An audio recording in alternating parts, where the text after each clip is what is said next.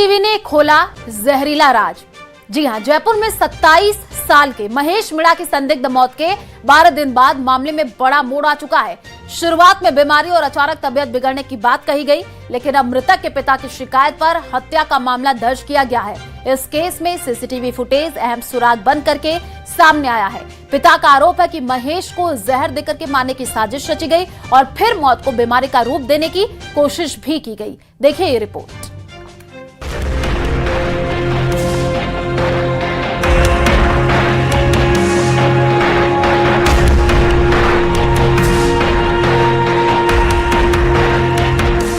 सात फेरों के रिश्ते को तार तार कर बेवफाई और कत्ल की खौफनाक साजिश का जयपुर पुलिस ने पर्दाफाश कर दिया है। महेश मीणा की मौत कोई हादसा नहीं, बल्कि उसकी कातिल पत्नी कविता और प्रेमी गणेश की रची गई सोची समझी साजिश थी। पुलिस ने इस अंधे कत्ल की गुत्थी सुलझाते हुए बेवफा पत्नी और उसके प्रेमी को सलाखों के पीछे पहुंचा दिया। जो मृतक है उनकी पत्नी कविता मीणा उनको उनकी कोई इलाज चल रही थी। उसके इलाज के संबंध में खुद को दवाई दिलवाने के लिए अपने पति को बोराज लेकर गई थी मोटरसाइकिल पे।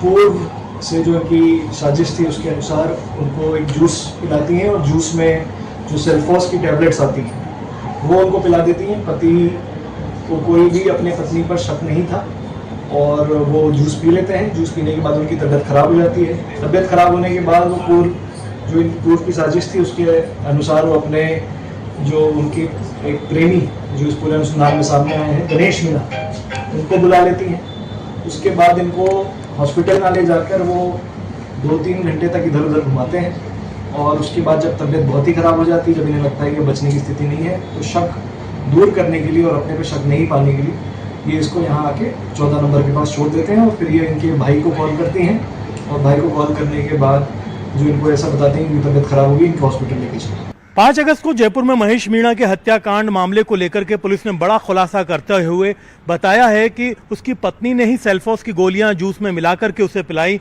और उसे 3 घंटे तक जयपुर के आसपास घुमाया गया, जब तक उसकी हालत बिल्कुल मृत्यु के कगार पर नहीं पहुंच गई। उसके परिवार वालों को सूचना नहीं दी गई। 5 अगस्त की सुबह महेश अपनी पत्नी कविता को दवाई दिलाने बाइक से निकला था। बगरू के बोराज से दवाई लेने के बाद देर शाम तक वो घर नहीं लौटा, तो शाम करीब 5 बजे महेश के भाई मनीष ने कविता को फोन किया। कविता ने जल्द घर पहुंचने की बात कही। कुछ देर बाद कविता ने ही फोन कर बताया कि महेश की तबीयत अचानक बिगड़ गई है और वो विश्वकर्मा 4 नंबर पुलिया के पास पड़ा है। मनीष अपनी बहन संतोष के साथ मौके पर पहुंचा तो महेश सड़क किनारे बेसुध मिला। उसे अस्पताल ले जाया गया, जहां डॉक्टरों ने उसे मृत घोषित कर दिया। शुरुआती कहानी के मुताबिक शाम नगर के 200 फीट चौराहे के पास महेश अचानक बेहोश हुआ था। कविता का कहना था कि उसने महेश को बाइक पर पीछे बिठाया, उसे बांधा और अस्पताल ले जाने की कोशिश की, लेकिन रास्ते में हालत बिगड़ने पर 14 नंबर पुलिया के पास उसे सड़क किनारे लिटा दिया। यहीं से महेश के पिता को कहानी पर शक हुआ। उसने खुद आसपास लगे सीसीटीवी कैमरों की फुटेज खंगालनी शुरू की। पिता का दावा है कि फुटेज में कविता अकेले महेश को बाइक पर ले जाती हुई नहीं दिखी, बल्कि 2 बाइक और 3 युवक साथ में दिखे।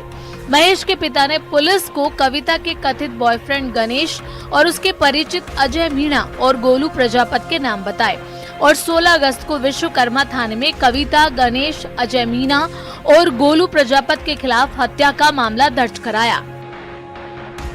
फिलहाल इन आरोपों की सच्चाई पुलिस जांच और सामने आने वाले साक्ष्यों से ही साफ होगी। न्यूज़ 18 के लिए जयपुर से अरबाज अहमद की रिपोर्ट।